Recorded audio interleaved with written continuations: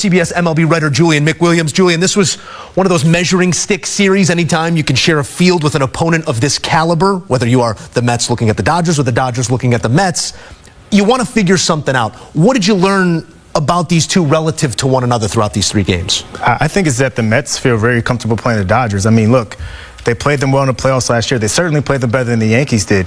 And if you look at that, with Mark Vientos, now you have Brett Beatty a part of the mix. Their pitching has been stellar too. David Peterson went out last night, and they had to, after a long night on a Friday night, Mendoza said, hey, we need you to go 6 or 7, and he gave him that exactly. So it's a team that I think feels very, very confident, and they should be confident because Juan Soto hasn't gotten going yet, and that's the scary part for me. Yeah, we're going to go on Soto here for a bit because for all that's good and the warm, fuzzy feelings Met fans should be having right now, there is that long-term investment in a player that's not returning on investment just yet. 2 for 14 in this series. Maybe let's focus on that big 2-run double on Saturday. Felt like a moment where we could all exhale. Follows it by going 0 for here on Sunday.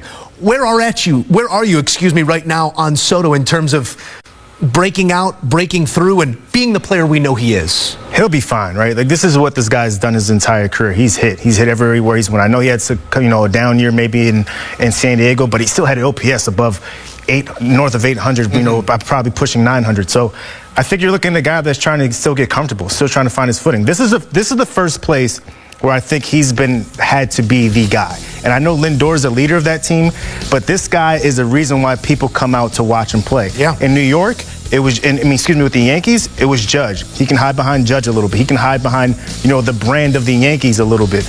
But here, we gave you the money, we gave you the suite. Hey, you got to produce, and it's a different type of feeling right now. Yeah, there is a pressure that comes along with it, one that I'm sure skill set is there. He will meet eventually.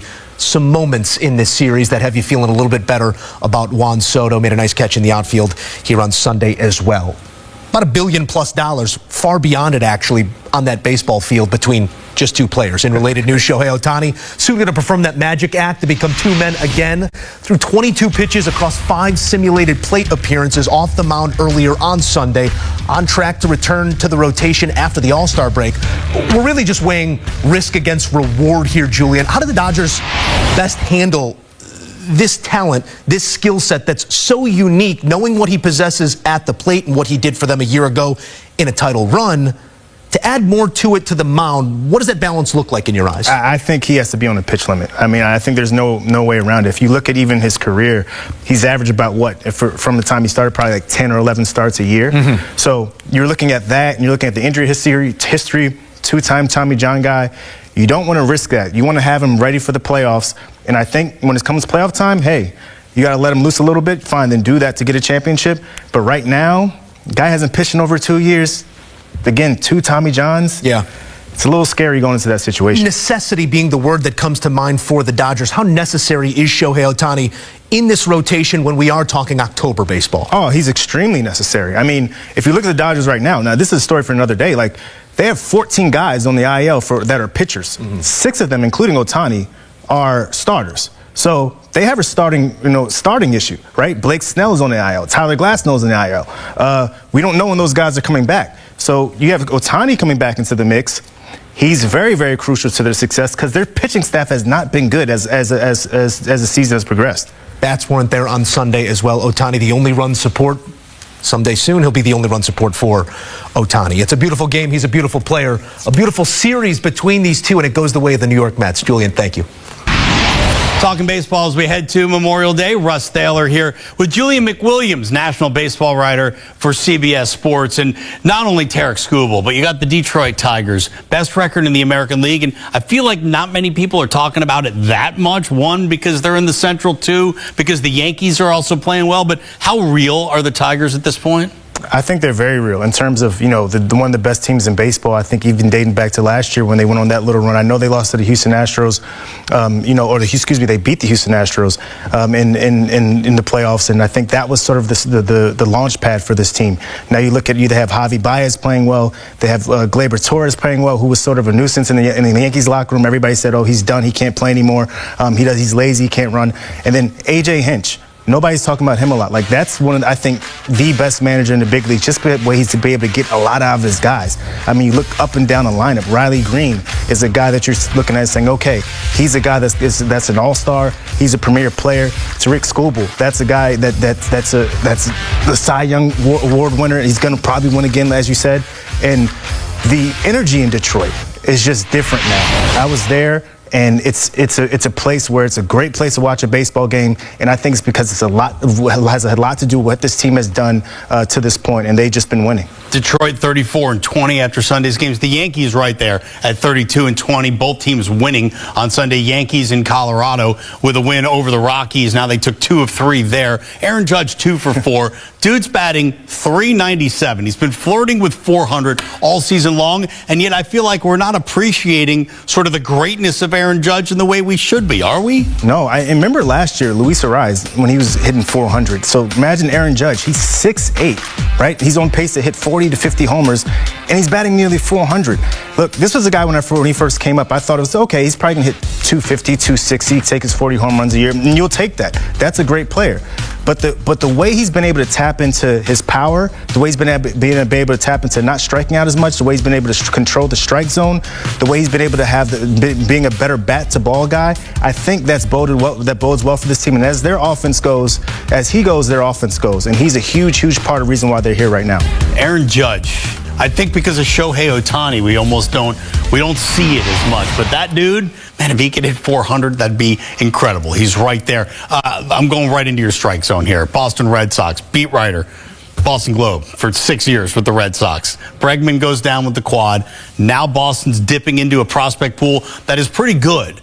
But where are the Red Sox right now, organizationally? They're an organization that lacks communication from top to bottom, right? You look at the Rafael Devers situation where, you know, the first they botched it with him playing third base, and they said, no, he's not going to play third base, and they didn't even communicate with him that they were going to go with Alex Bregman at third base. Now, Alex Bregman is a better third baseman than Rafael Devers. Let's make that clear. He's a Gold Glove third baseman. Rafael Devers has led the majors in errors, I believe, the last 7 or 8 years at third base. So he's a better DH. But then you look at the first base situation. He refuses to move to first base. This has all been enabled by the organization. Now you have Bregman who goes down. You're dipping into that pool, and I think people, and Red Sox fans in particular, underestimate how hard it is for guys to come up here and do well in the major leagues. It's the big leagues. We saw Jackson Holliday struggle. We saw Jason Dominguez struggle. We saw Christian Campbell, a prospect of theirs, has struggled now. He started off hot and struggled. So there's rare guys in the league that you can look at, say a Bobby Witt Jr. or a Mookie Betts or a Fernando Tatis, who can come up and compete right away. That rarely happens. Guys go through that struggle. And so if you're leaning on those guys to get you to the playoffs, that's a bad recipe. Margins are thin. Look at the AL East from a year ago. Look at the AL East now. Not nearly as deep. The O's have fallen off a cliff. Turn our attention to the National League. A little bit the same in the National League East. The Braves didn't get off to the start that I think people might have expected them to, but goodness me, things seem to be coming together. Ronald Acuna Jr. might have a lot to do with that. Dude missed over a year with a knee injury, comes back, hits a couple of bombs. He's thrown guys out from the outfield. What has Acuna's return meant to this Braves lineup? He's the spark plug to this team. I believe as they go, he goes. I mean, as he goes, they go. Similar to Judge for the Yankees, right? I think you're looking at a guy who's, from a talent perspective, probably arguably the most talented guy in the league next to Ohtani, right? You're talking about a guy who can hit 30-plus homers and steal 70-plus bags. There's a rare amount of people that can do that, and plus hit over 300, plus has an arm. He's a 5'2" player in every way. Now, the key for the Braves, I think, is they're going to have to get a little bit more consistent and staying above 500. But the way they've been able to creep up after starting 0-8, 0-9 to the season is really good. And the fact that they have both him and Spencer Strider back in the fold, I think this is a team that's gonna make a run in the playoffs. And they were my World Series pick. Wow. So I still have them making the World Series, and I'm still sticking with my pick. Yeah, with the Dodgers, and you got the Braves, and you're also talking about the Phillies. Look, Memorial Day's early, but it's one of these like markers that we all look to in Major League Baseball. We'll do it again at the All-Star break, and we'll probably do it again at the beginning of September. But the Phillies just had a 9-game winning streak, snapped by the A's of all teams. But look, you just said the Braves are your World Series team. The Dodgers were everybody's favorite coming into the season. Where does Philly lie in all of this? They're right there. And Dave Dombrowski, old friend of Boston, who's a GM of the Red Sox, he's not scared to go out there and get guys, right? I think you have a guy like Jesus Luzardo, who he traded for, with a guy who came into this game with a sub-4, sub-2 ERA. He's one of the best pitchers in the big leagues.